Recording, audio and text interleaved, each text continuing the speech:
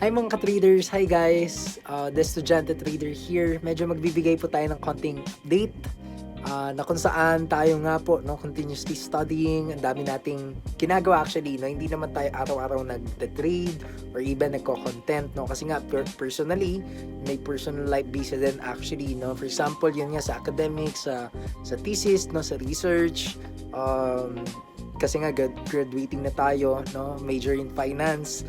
So kaya inaayos na natin ngayon yan at yun, asahan nyo lang po na tuloy-tuloy pa rin naman somehow yung ating mga postings, yung ating mga contents, especially magbibigay tayo ng mga trading contents, mga videos na makakatulong sa mga kababayan nating Pilipino, sa mga kabataan. So kaya yun lang, busy lang tayo pero anyways, tuloy-tuloy pa rin naman po ang ating pag-give ng value sa bawat Pilipino. So yun lamang po, the Estudyante Trader here, and follow for more contents.